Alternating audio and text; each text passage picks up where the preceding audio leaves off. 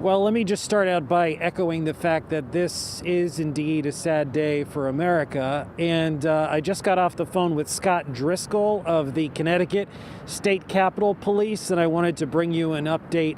Right now, Scott Driscoll told me that they are monitoring what is going on in the nation's capital, and they have policies and procedures in place here at the state capitol to handle anything that may arise, although he told me that throughout the day they did not get any credible threats to any security breach or anything like that here at the state capitol. So just wanted to bring you that update. Now to the very important news of Governor Lamont's State of the State address, which of course was absent the customary pomp and circumstance that it usually comes with, but it was certainly to the point and very effective. There was a lot of reflecting on the very difficult year that we just came through, and as well as a look ahead at some of his policy priorities. A busy day at the state capitol, from swearing-in ceremonies to protests to tech glitches to speeches. 2 years ago, as your new governor, you welcomed me into the room where it happens. This year, that room has become a virtual room. New rules allow lawmakers to vote from their vehicles. The key is for transparency and communication. Leadership changes in all the caucuses except the Senate. Democrats define the makeup of the legislature. There is in leadership both responsibility but also an opportunity to do many worthwhile things. Worthwhile to Governor Ned Lamont is legalizing marijuana and sports betting. Let's not surrender these opportunities to out-of-state markets, or even worse, to underground markets. On marijuana, public safety concerns will be raised from across the aisle. There are some problems that I personally have in the bill that I'd like to see addressed. While sports betting means renegotiating a compact with the Native American tribes. With sports betting, I think Connecticut has missed the boat and we need to get on board. Shades of 2020, the governor once again referencing Hamilton with regard to COVID-19 vaccine safety. We're all thinking about the vaccine, which only makes a difference if nobody wastes their shot. Setting the table for what may be a bitter battle ahead over potentially eliminating the religious exemption on mandatory vaccines. Governor Lamont hinted at a regional approach to transportation improvements. I am going to continue to build upon those relationships to implement more effective and less expensive solutions. He acknowledged our collective tragedy. I would like to take just a moment of silence for the members of our Connecticut family who we have lost this past year.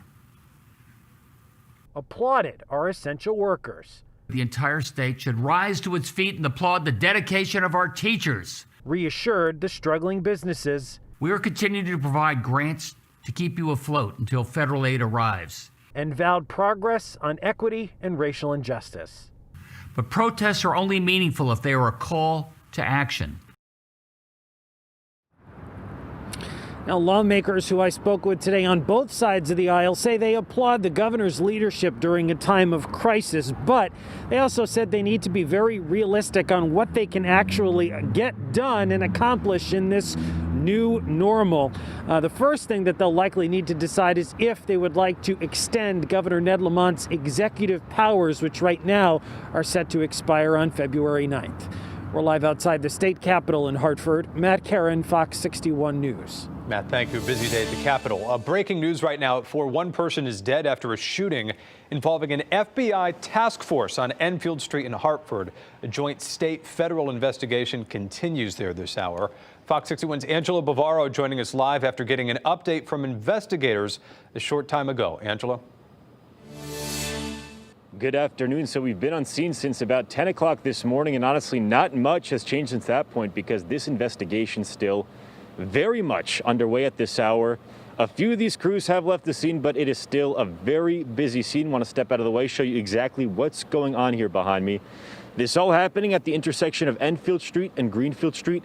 And if you take a look down Enfield Street there, you can still see that swarm of law enforcement vehicles that are still out here.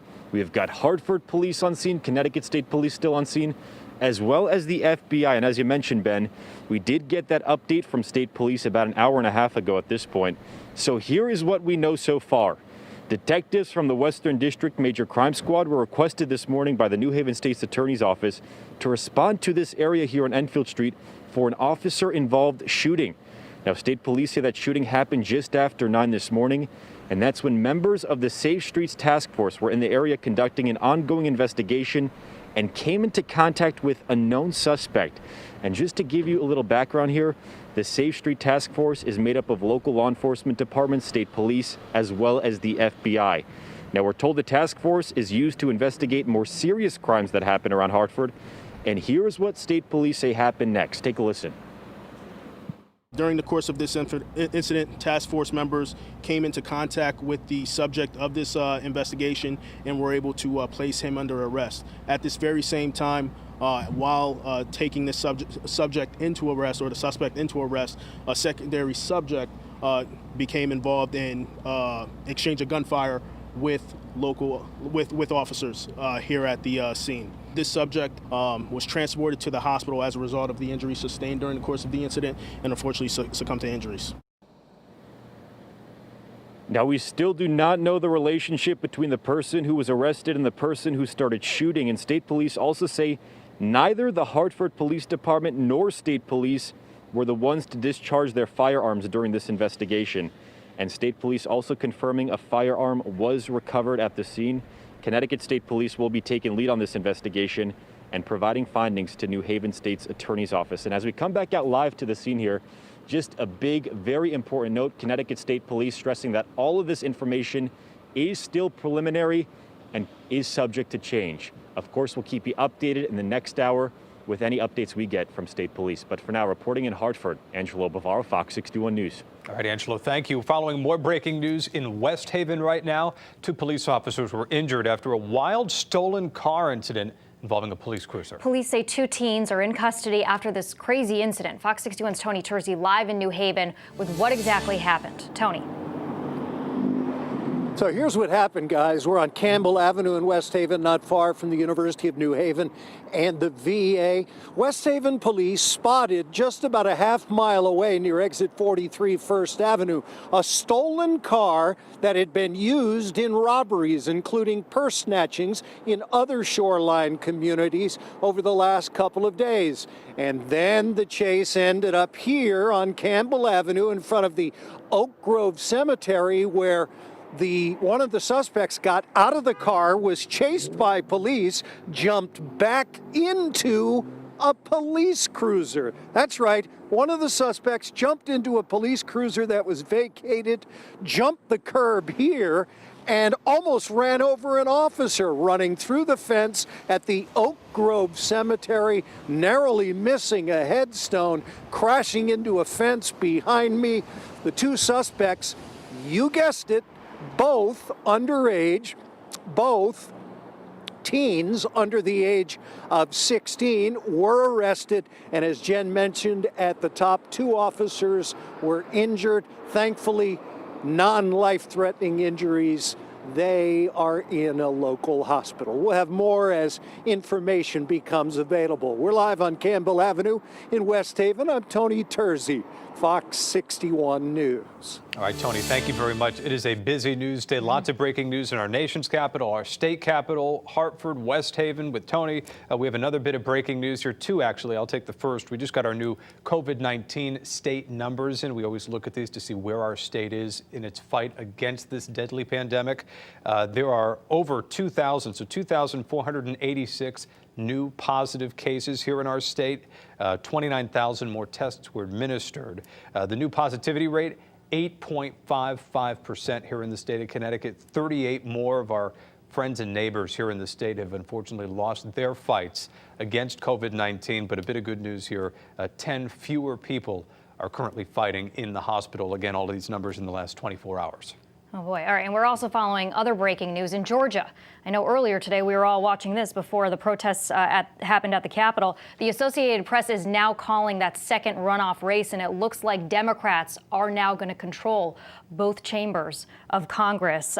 We have the Associated Press projecting that Democrat Jon Ossoff is the winner against incumbent Republican Senator David Perdue. And we know that earlier today the Associated Press did call the other race, which put Democratic Reverend Raphael Warnock beating GOP Senator Kelly Loeffler. So again, Democrats now in control of both houses of Congress. And Georgia's a blue state, which of course brings us to the main breaking news we're following as we head to break.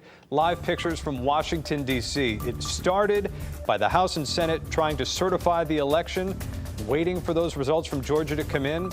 And now you're looking at live pictures of Trump supporters going from a rally, storming the U.S. Capitol. House and Senate chambers under lockdown right now. National Guard on its way to try to rid that scene. The president putting out a message telling those supporters to go home and stay peaceful. We'll continue to bring you the latest from Washington, D.C. on this day. Next.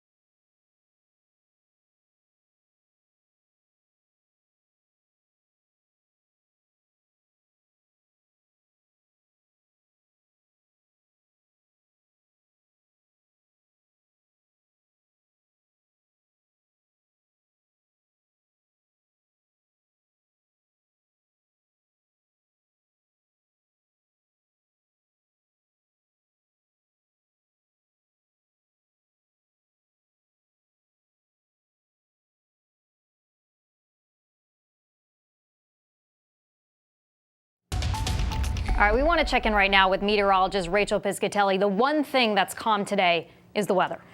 Jen, that's right. And I wanted to share, folks, take a moment to breathe and look at the sunset as it sets on a very overwhelming day today. Numbers out there are in the 30s, so it is a bit chilly with a north to northwest wind around 13 miles per hour. In the Hartford area, we have numbers that are right around 37 degrees with that northwest wind around 12 miles per hour. So when we factor in the winds, it's making things feel much cooler outside. Satellite and radar scanning mainly clear skies, a couple of clouds, but breezy out there with northwest winds sustained at about 9 miles per hour in New Haven, 12 miles per hour in Hartford, 15 in Waterbury. And we have some gusts anywhere from 20 to even 35 miles per hour. And through the overnight hours, hours. I do think that those winds will stick with us. So if you're stepping outdoors tonight, it is going to be on the chilly side with numbers feeling like the teens. We're at 37 degrees in the Hartford area, 34 in Chester, 28 in Torrington, 32 in New Milford, 37 in Bridgeport, and 38 right now